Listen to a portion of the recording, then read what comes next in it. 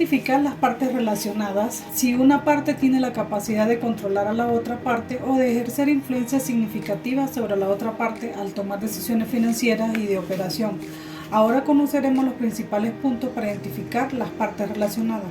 Una persona o un familiar cercano a esa persona está relacionada con una entidad que informa si esa persona ejerce control o control conjunto sobre la entidad que informa.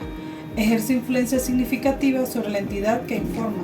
Es un miembro del personal clave de la gerencia de la entidad que informa o de una controladora de la entidad que informa.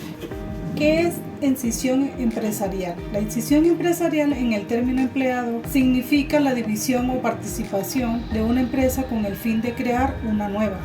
En ella, la compañía principal cede y se desprende de algunos de sus activos y pasivos para formar una nueva compañía o capitalizar y hacer crecer una existente. Una escisión es sin ningún caso implicar la desaparición de alguna empresa. Tenemos tipos de escisión. De acuerdo con Pérez Fado, los tipos de escisión son los siguientes. Escisión total, que es una entidad que divide en dos o más partes la totalidad de su patrimonio social y los trámites en bloques a dos o más entidades ya existentes o nuevas. Tenemos la escisión parcial, que es cuando una entidad divide una o varias partes de su patrimonio social que constituyan ramas de actividad y las transmiten en bloques a una o varias entidades de nueva creación o ya existentes, recibiendo a cambio valores representativos del capital social. De estas últimas se deberá atribuir a su socio. Y tenemos la escisión pasión mayoritaria, cuando una entidad divide una parte de su patrimonio social constituida por participaciones en el capital de otras entidades que concedan la mayoría del capital social en las mismas. Tenemos los factores que determinarían el momento idóneo para realizar la escisión de las sociedades. Legalmente se establece que existe escisión cuando una sociedad utiliza parte de sus recursos y lo transfiere en un paquete o en varias partes a una o más sociedades existentes o las destina a la creación de una o varias sociedades. Tenemos otra que sería una sociedad se separa sin implicar su liquidación al dividir sus propiedades en dos o más partes que se transfieren a sociedades existentes o nuevas sociedades. Tenemos los actores de la escisión.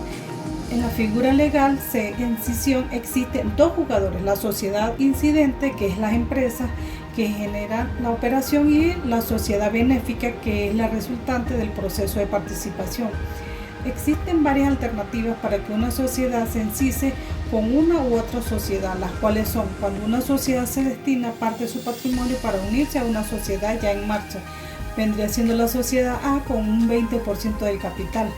La sociedad incidente destina el capital, sería la sociedad B, empresa en marcha, que es un 20% de capital. Sociedad incisoria, la sociedad incidente sigue con sus actividades, pero se produjo una disminución en su capital, por lo que se separó para incorporarlo a otra sociedad que ya se encontraba en marcha. Los motivos de la escisión pueden ser variados, cuando dos o más sociedades destinan parte de su patrimonio para crear una nueva sociedad. La sociedad incidente sigue con sus actividades, pero se produjo una disminución en su capital, por lo que se separó para incorporarlo a otra sociedad que ya se encontraba en marcha.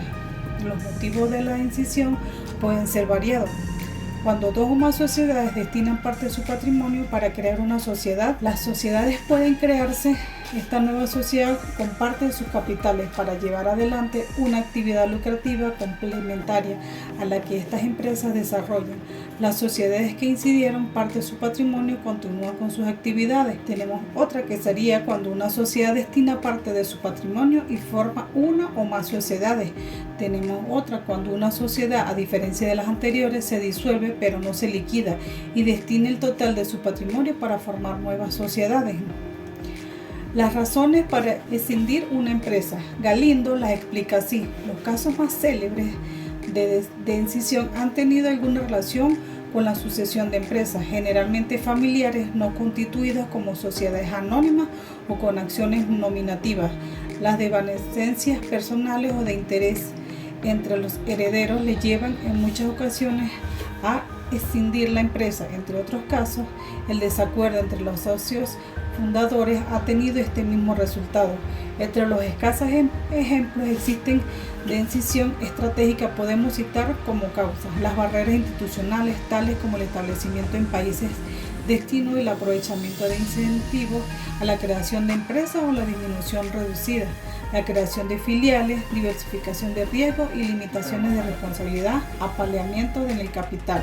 Repercusión contable. En las empresas debe asegurarse de que se realizan determinados controles para evitar que se presenten cuentas anuales con errores contables, ya que aparte distorsiona la imagen fiel de las cuentas. Un error contable puede tener repercusiones tributarias, pero la información contable, además de establecer libres de errores materiales, debe cumplir lo siguiente: ser clara, comprensible y realizada conforme a la legalidad y vigencia. Debe reflejar la imagen fiel del patrimonio, de la situación financiera y de los resultados de la empresa.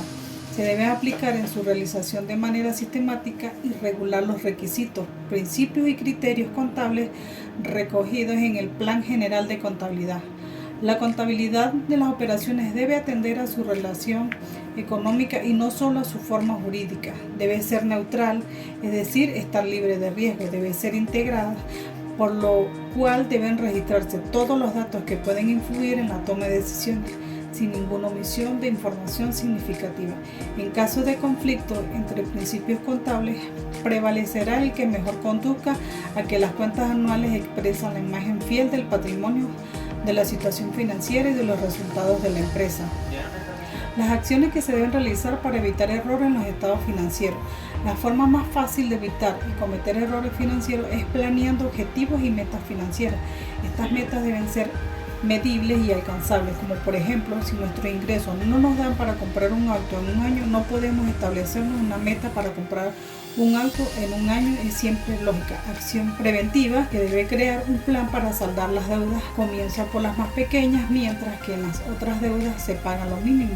En las deudas más pequeñas se abonan poco más, así se logrará saldar y se podrá continuar con la siguiente más pequeña y así sucesivamente hasta lograr saldar todas las deudas.